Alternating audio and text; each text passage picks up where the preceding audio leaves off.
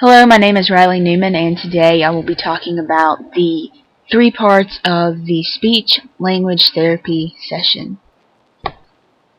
So first we have the introduction. This usually takes about 2 to 3 minutes. We start with greeting and rapport. It's always nice to make a good impression and welcome the client back if they've been here before. Next we have a review of the previous session. So client probably forgot what they were working on or needs a little bit of reminding, so in this part we just kind of tell them again what they're working on. And last but not least, the collection of or mentioning of homework. Next we have the body of therapy. This usually takes 24 to 26 minutes.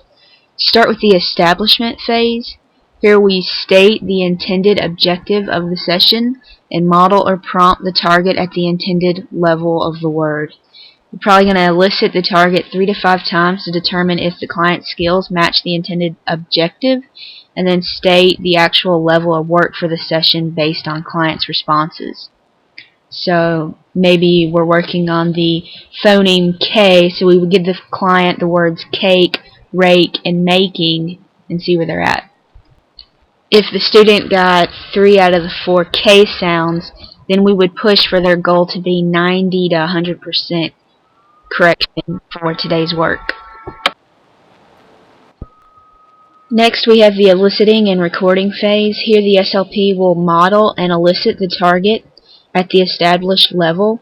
This could be, once again, at the syllable level, the isolated level, word level. Then we'll record the student's response, reinforce the client's efforts, and then provide corrective feedback. Last, we have the teaching phase. Here, the SLP will verbally reinforce the effort and give corrective feedback. This cycle will repeat itself until the closing of therapy.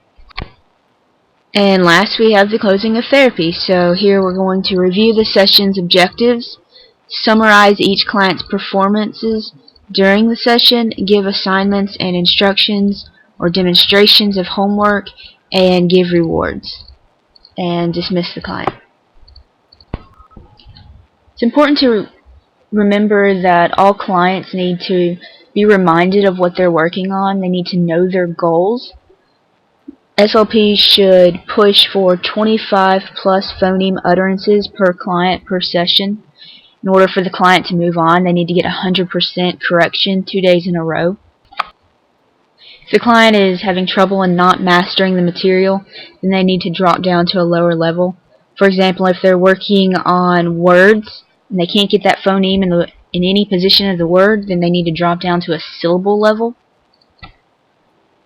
And if they are mastering the material, then they need to be challenged. So if they're working on phonemes in all positions of the word, then they need to move up to phrases and sentences.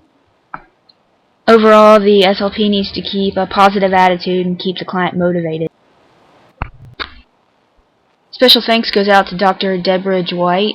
My knowledge of articulation therapy stems from her 2012-2013 lectures.